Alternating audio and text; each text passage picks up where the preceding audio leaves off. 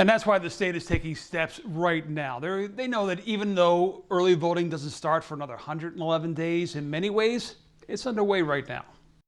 On social media Monday night, Ohio Secretary of State Frank LaRose tweeted out the good news for Ohio voters that the state's controlling board agreed to mail absentee ballot applications to the state's 7.8 million registered voters, something the state has actually done since 2012. One comment, though, caught his eye. Well, somebody said, well, why don't you just make Election Day spread out over 4 days so that everybody has the chance to vote and you don't have crowding?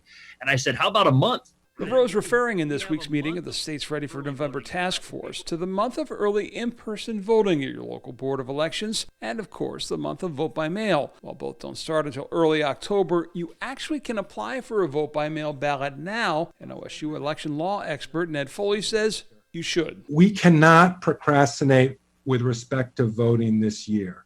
This is not the year to wait. So when the Republican National Committee points to voting by mail disenfranchising voters, Foley said that happens when the states are overrun with requests and can't handle the load like happened in Wisconsin. He puts it this way. Ohioans learned quickly the value of flattening the curve when it came to battling the coronavirus. Spread the cases out so as not to overwhelm the hospital system. In the election law world, we're talking about flattening the absentee ballot curve, meaning not everybody should apply for an absentee ballot at the last minute, because if you do, you're going to swamp the capacity of your local election workers who are trying their best to meet the demand in what's going to be a high turnout election.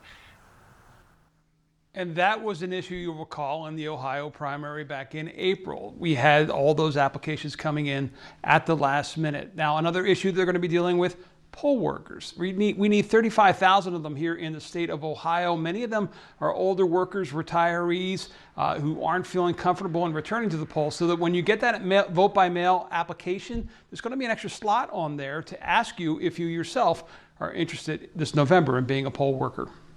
Okay, so John, how does Ohio stack up against other states? Here's the thing. Back in November of 2004, we were kind of a laughingstock for the way we were handling that particular year's election. And what followed were 16 years of solid reforms. And as a result, it's put us in a position where we are much better off than many other states right now. But the bottom line is we saw the problems that we had in the primary with those late absentee ballots coming in. And that's something they're trying to address by getting people to apply for those ballots earlier. A lot of changes. Thank you as always, John.